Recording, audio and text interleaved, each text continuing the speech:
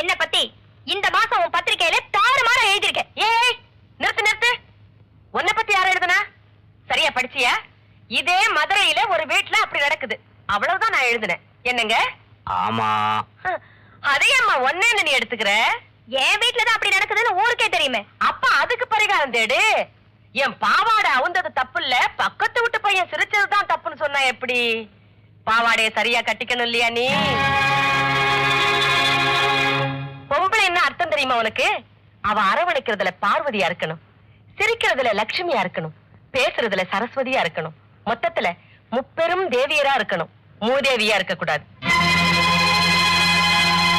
குழந்தை பிறந்த உடனே பர்த் சர்டிபிகேட் வாங்கணும், ஸ்கூல்ல சேரணும்னா நேட்டிவிட்டி சர்டிபிகேட் வாங்கணும், காலேஜ்ல சேரணும்னா மார்க் சர்டிபிகேட் வாங்கணும், வேலையில சேரணும்னா கான்டாக்ட் சர்டிபிகேட் வாங்கணும், செத்தா கூட டெத் சர்டிபிகேட் வாங்குறாங்க.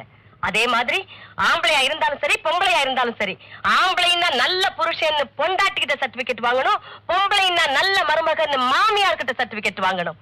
கையில டிகிரி சர்டிபிகேட்டும் சேலரி சர்டிபிகேட்டும் இருக்குங்கிற திமிர்ல உன் மாமியார் கிட்ட மோசமான பொண்ணுங்கிற சர்டிபிகேட்டை வாங்கிட்டேடி படுபாவி.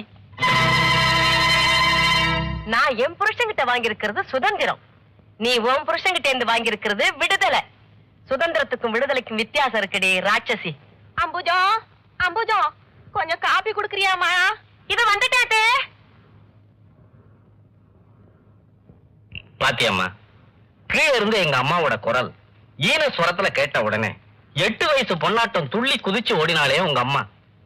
இந்த அன்புக்கு, பண்புக்கு, கடமைக்கு, மரியாதைக்கு ஒரு தலை என்னம்மா, ராவண மாதிரி 10 தலை இருந்தா கூட ஆட்டு ஆட்டு ஆட்டு ஆட்டுன்னு ஆட்டிக்கிட்டே இருக்கலாம். கழுத்துல சுளுக்கு விழுந்தாலும் பரவாயில்ல, இல்ல ஒவ்வொரு தலையா உதிர்ந்து கீழே விழுந்துட்டாலும் பரவாயில்ல. பொண்டாட்டிங்க பாசத்தை காட்டினா புருஷனுங்க பாதத்துல இருப்பாங்க, கோபத்தை காட்டினா கோபுரத்துக்கே போயிடுவாங்க.